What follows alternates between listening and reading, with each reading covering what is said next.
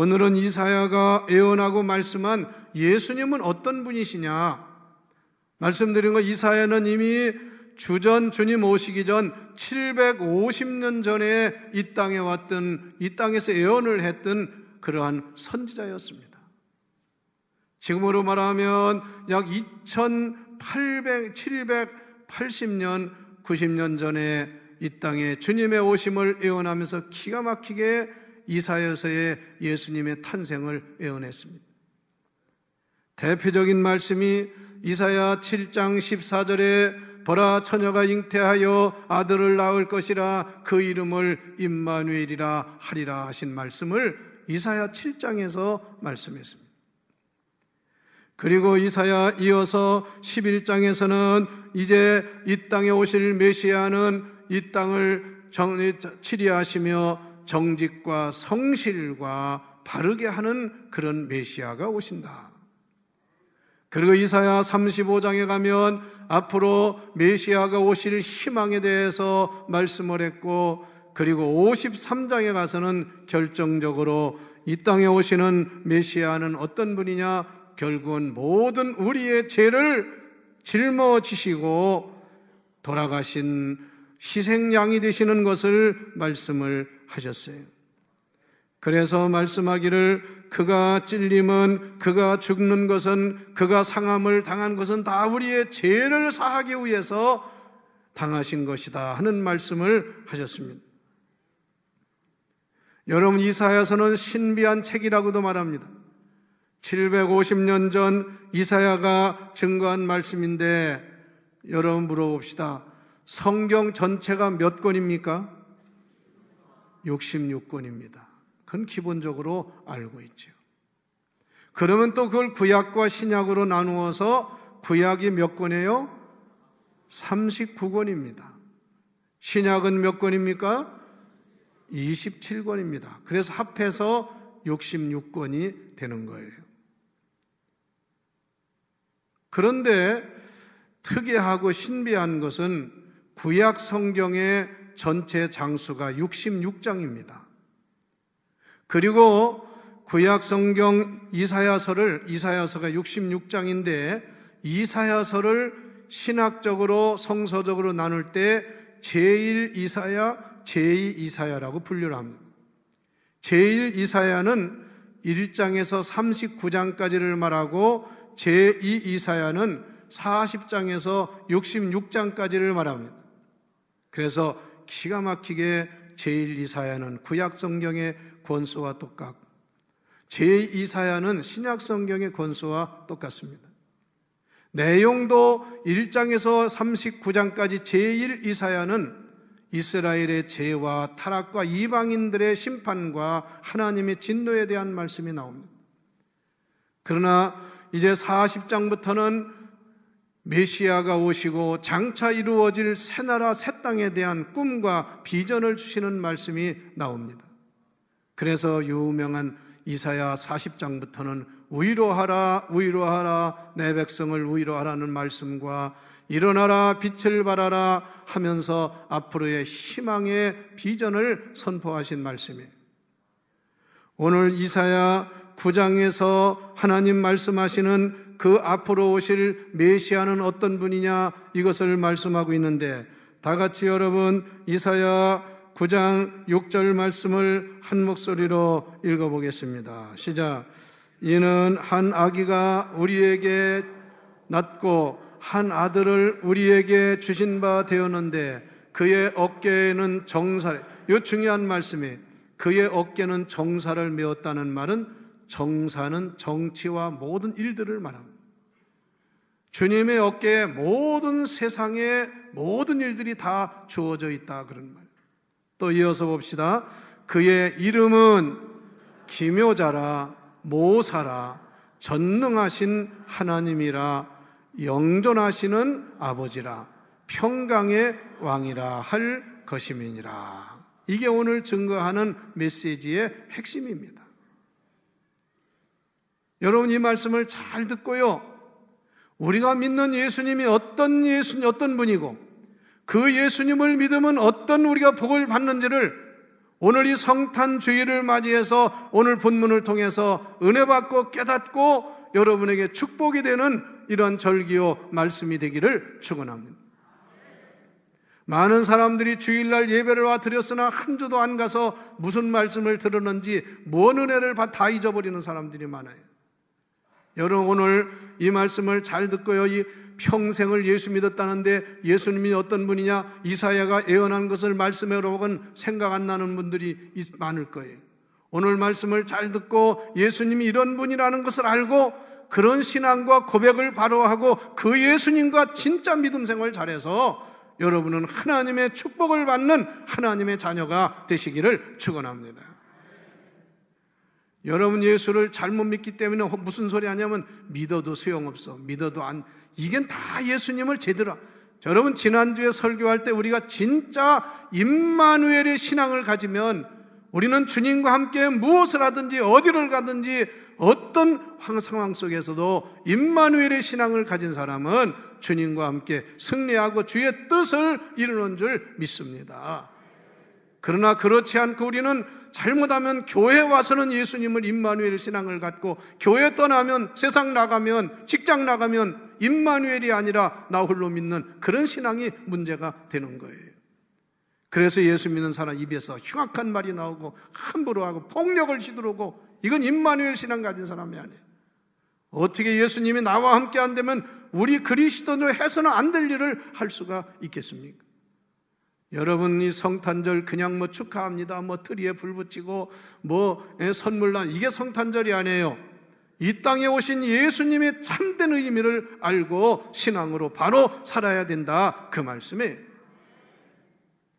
그래서 오늘 이사야가 말씀한 이 말씀에 보면 예수님은 그 어깨에 정사를 메었다.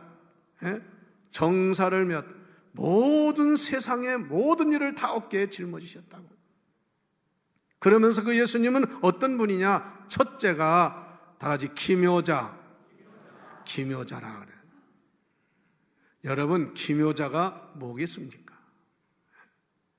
이 기묘자라는 말을 그냥 설명하기 어려워요. 그런데 이 기묘자라는 말은 이렇게 설명할 수 있습니다. 예수님은 위대한 탁월한 지도자요 경륜자라, 섭리자라, 그런 뜻이 있습니다. 그래서 기묘자라는 말을 영어 성경에 풀이할 때 원더풀이라고, 원더풀 퍼슨이라. 예수님은 아주 위대한 인물이다, 사람이다 그랬는데, 이 원문에서 또 다른 성경에 번역한 것을 보면 예수님을 이걸 번역할 때 기묘자를 탁월한 지도자. 여러분, 아기 예수님으로 오셨지만 이 우주 만물을 섭리하시고 통치하시며 어깨에 정사를 메신 예수 그리스도는 기묘자인 것을 아시기를 바랍니다. 그런 믿음을 가져야 합니다. 사람들은 예수님에 대해서 처음에 우습게 여겼어요. 저 나사렛 시골에서 무슨 베들레헴에서 무슨 위대한 사람이 나오느냐? 아니, 거기서 무슨 메시아가 오려면 적어도 예루살렘 성에 아주 대단한 그런 군사를 거느리고 왕의 모습을 하고 오지, 어디 그래 저 베들레헴의 마을국간의 말구요에 무슨 그분이 무슨 메시아냐? 다 무시했어요. 안 들었어요. 그런데 예수님이 오신 다음에 예수님이 하시는 일들을 보고서 모든 사람이 표현한 게 뭔지 아십니까? 다 같이 그의 지혜에 행하는 일에 놀라더라. 뭐라고 한지 아세요? 이런 일은 지금까지 우리가 본 적이 없도다. 죽은 자가 살아나고 38년을 병으로 앓던 사람이 일어나고 눈먼 사람이 눈을 뜨고 각양 기적과 역사가 일어날 때 그 예수님을 만난 사람들이 하는 말이 뭐냐면 놀라운 일이로다. 이런 일을 우리는 본 기억이 없도다. 그래서 영어 성경으로 그걸 표현할 때 They were amazed. 그들이 다 깜짝 놀랐다 이거예요. 감동을 받았다 그 말이에요. 여러분, amazing이라는 말은 우리말로 표현하기 어려운 아주 놀라운 것을 말합니다. 그래서 찬송가 나 같은 죄인 구원하신 그 찬양이 바로 뭐 어메이징 그레이스라고 해요. 하나님의 그 은혜가 무엇으로 표현할 수 없는 놀라운 은혜라 그 말입니다.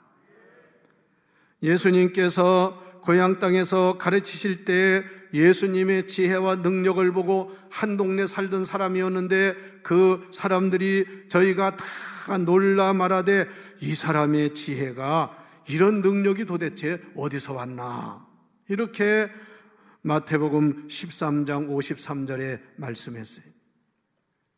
그리고 예수님께서 유명한 산상수훈을 마태복음 5장에서 7장까지 심령이 가난한 자는 복이 있나니로부터 시작해서 마지막에 예수님을 믿는 자가 이 땅에서 핍박을 받지만 너희는 강하고 담대하라는 이런 권고의 말씀을 하고 했을 때에 사람들이 다 놀라가지고 모인무들이 놀라서 예수님의 가르침에 대해서 뭐라고 앉으세요?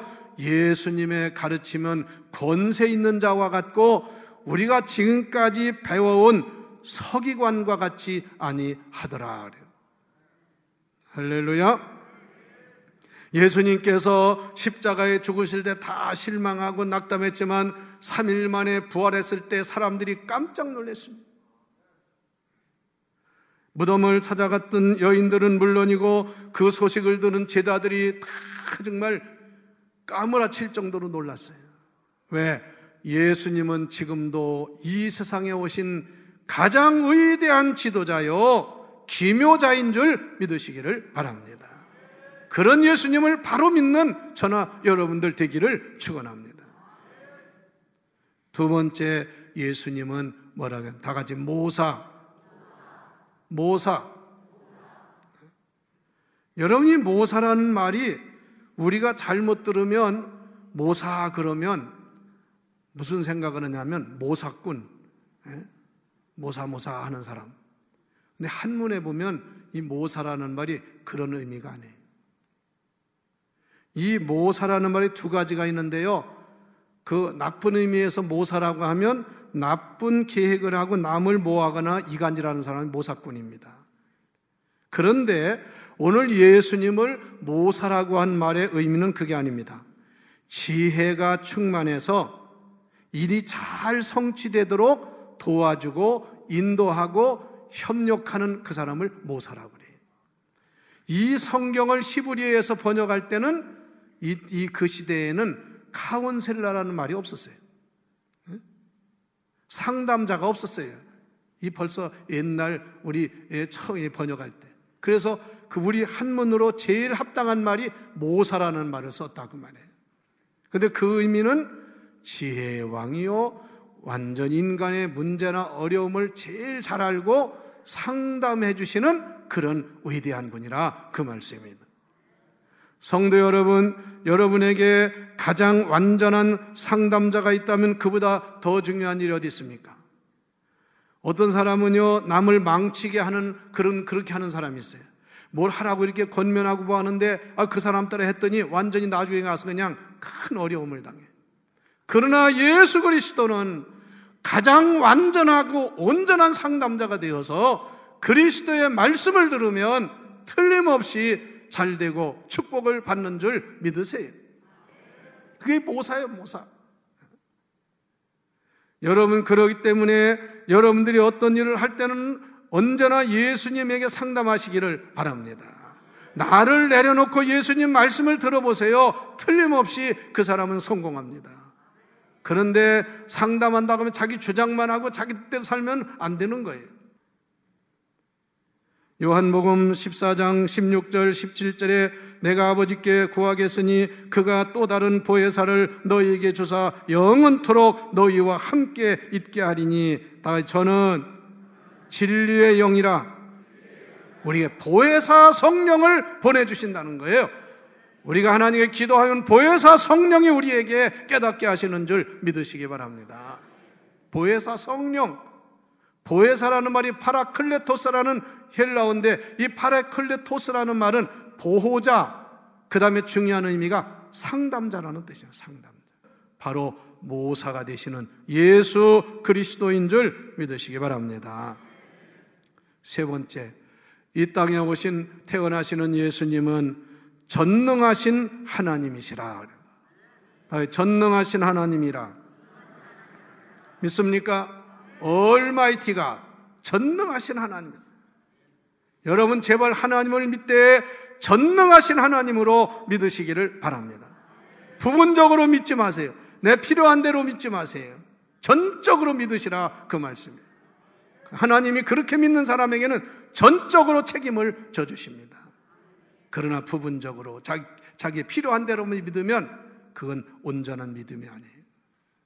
그래서 성경의 사도 바울은 내가 살든지 죽든지 오직 그리스도가 존귀이 되고 그리스도의 뜻을 이루기를 원하노라. 그는 하나님의 뜻대로 전능하신 하나님을 믿고 의지하고 온전하게 사는 것을 말합니다. 여러분, 우리가 기도할 때나 가장 많이 쓰는 것 중에 하나가 하나님은 어떤 분이냐? 그러면 되게 다 말하기를 전능하신 하나님이라고. 그런데 우리는 말로만 그렇게 하지 생각으로만 그렇게 하지 그런 전능하신 하나님을 온전히 믿는 성도가 됩시다. 예수 그리스도는 전능하신 하나님인 줄 믿으세요. 어떤 사람은 예수님을 자기 종처럼 부리는 사람이 있어요. 필요한 때나 예수님 부르고 자기 잘되고 뭐 하면 예수님 별로 필요 없는 것처럼 한 거예요. 그건 예수님을 전능하신 하나님 믿는 게 아니에요. 여러분은 예수님을 진짜 하나님의 하나님이요 전능하신 하나님, 전능하신 분으로 믿고 주님의 뜻을 온전히 따르는 자가 되시기를 바랍니다. 예수님은 이 땅에 인간의 몸을 입으시고 어떻게 보면 가장 초라하고 가장 낮은 자리에 오셨어요. 그래서 유대인들은 메시아로 안 믿었어요. 그렇지만 세월이 지날수록 예수 그리스도야말로 전능하신 하나님, 가장 위대하신 하나님이라는 것을 증명하고 있습니다. 몇 가지 예를 들어볼까요? 여러분, 인류 모든 인간이 그 앞에 무릎을 꿇는 자가 누굽니까? 예수 그리스도인 줄 믿습니다. 유대 땅 베들레헴에 올 때 누가 예수님을 전능하신 하나님이라 믿었겠어요? 그러나 지금 전 세계는 예수 그리스도의 탄생을 축하하고 예수 그리스도의 이름 앞에 무릎을 꿇는 줄 믿습니다. 주님은 세상에 오셔서 33년을 사실 때 얼마나 주님이 힘들게 사셨습니까? 우리는 이렇게 따뜻한 보일러를 피우고 보일러를 떼고 뭐 다 뜨거운 물 찬물 나오고 하지만 우리는 지금 예수님보다 더 풍요롭게 행복하게 사는 거예요. 예수님 뭐라고 하신지 아세요? 인자는 머리 둘 곳도 없도다 그랬어요. 세상에 예수님은 머리 두고 편히 쉴 자리도 없었어요. 집 한 채가 없었어요. 여러분은 그 예수님의 은혜로 지금 잘 사는 것을 감사하시기를 바랍니다. 불평할 게 없어요. 예수님을 생각해 보세요. 네 번째, 예수님은 어떤 분이냐? 다 같이 영존하시는 아버지. 이 두 말이 중요한 거예요. 영존하시는 아버지. 그 말은 뭐냐? 예수님은 2000년 전에 태어나셨다 30년 사시고 가신 분이 아니에요. 태초부터 마지막 날까지 영존하시는 하나님인 줄 믿습니다. 그냥 하나님이 아니라 우리의 아버지가 되시는 줄 믿습니다. 그래서 이것을 영어로 표현할 때 Everlasting Father, Everlasting이라는 말은 처음부터 마지막까지. 그래서 요한계시록에는 알파와 오메가요, 처음과 나중이라. 이게 임마누엘의 주님인 줄 믿으세요? 믿습니까? 예수님은 태초부터, 그래서 요한복음 1장에 태초에 말씀이 계셨으니 그 말씀이 육신으로 오신 분이 예수님이라고 말씀. 그리고 그 예수님은 마지막 날 최후 심판 때까지 예수님은 이 땅을 움직이시고 우리의 영원히 영존하시는 아버지가 되시는 줄 믿으세요. 할렐루야. 세상의 아버지는 몇십 년 아니면 얼마 동안 우리를 돌보고 우리와 함께 하지만 그러다가 세상 떠나고 하시지만 우리 영원한 영존하시는 아버지 되시는 예수님은 영원토록 언제나 어디서나 여러분과 함께 하시는 주님인 줄 믿습니다. 그 믿음을 가져야 합니다. 여러분, 우리가 예수를 믿으면 한번 물어봅시다. 하나님 하면 그 다음에 따라 나오는 용어가 뭐예요? 이거 저절로 나오잖아요. 예? 한번 해보세요. 하나님, 이게 저절로 나와요. 여러분은 분명히 구원받은 하나님의 자녀인 줄 믿습니다. 여러분, 나를 낳아주신 아버지 아닌 사람한테 가서 아버지 그런 사람 있어요? 돈 좀 준다고 아버지 하는 사람 있어요? 요즘은 뭐 그런 사람들이 있대. 보험에서 전화 오면 아버님, 그래, 내가 누군데 당신 아버지라고 하느냐. 어른 보면 아버님, 여자 보면 어머님 그렇게 말하잖아요. 그건 상술적인 용어고 그냥 세상적인 용어고, 진짜 아버지 어머니라고 할 때는 생명적인 관계, 혈육적인 관계를 말하는 거예요. 그래서 우리가 아버지 어머니라고 할 수 있는 사람은 자기 친아버지 친어머니, 그리고 자기 아내의 어머니 아버지한테 우리는 부모님이라고 하지. 그거 맞는 말이에요. 왜? 부부는 하나기 때문에. 그래서 시집 오면 시아버지한테도 아버님, 어머님 그러잖아요. 여러분은 영적으로 우리 예수 그리스도가 영존하시는 아버지심을 믿고 그 신앙으로 끝까지 승리하시기를 축원합니다. 세상 아버지는 잠시 동안 우리를 돌보지만 우리의 영존하신 아버지는 영원히 세상 끝날까지 함께 하시는 줄 믿습니다. 그래서 내가 세상 끝날까지 너희와 함께 있으리라. 마지막으로 이 땅에 오신 예수님은 오늘 뭐라고 했느냐? 다 같이 평화의 왕, 평강의 왕. 할렐루야. 예수님은 이 땅에 평화의 왕으로 오신 줄 믿습니다. 지금 우리나라에 물밀듯이 들어오고 있는 저 아랍에서 들어오는 여러분 이스마엘 마호멧교는 평화가 아니라 막 사람을 죽여요. IS라고 해가지고 사람을 잡아다가 너 마호멧에 대한 신앙 고백을 해봐. 할 줄 몰라면 죽여요. 여러분 어떻게 구원을 시켜줘야지 사람을 죽입니까? 그래서 무조건 죽여요. 이게 IS예요. 막 그냥 폭탄을 터뜨리고 자살 폭탄을 터뜨리고, 이게 무슨 종교입니까? 이건 완전히 마귀짓이지. 그러나 예수 그리스도는 그가 태어나신 것도 그렇지만 예수 그리스도가 오는 곳에는 평화가 임하는 줄 믿습니다. 가정에 진짜 예수님이 들어와 보세요. 그 가정은 평화의 왕국이 됩니다. 교회도 진짜 예수님을 모시고 믿어보세요. 교회가 평화로운 주님의 나라가 되는 줄 믿습니다. 나라도 사회도 마찬가지.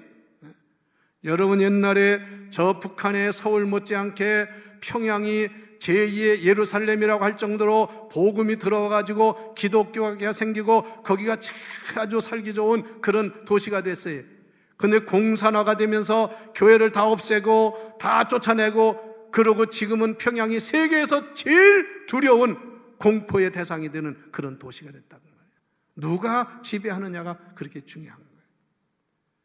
이번 크리스마스에 평화의 왕으로 오신 주님을 모시고 여러분 안의 평화, 여러분 가정의 평화, 우리 교회의 평화, 이 사회의 평화가 임하는 축복이 임하기를 주의 이름으로 축원합니다. 그래서 예수님 탄생할 때 천군 천사가 노래하기를 하늘에는 하나님께 영광이요 땅에서는 기뻐하심을 입은, 그 무슨 소리예요? 땅에서는 그를 믿는 모든 사람에게 다 같이 평화로다, 평화로다. 그래서 평화의 왕을 모신 예수 믿는 사람은 항상 평화가 있음을 믿으세요. 여러분, 이런 은혜가 임하시기를 축원합니다. 할렐루야. 평화의 왕의 은총이 있기를 축원합니다.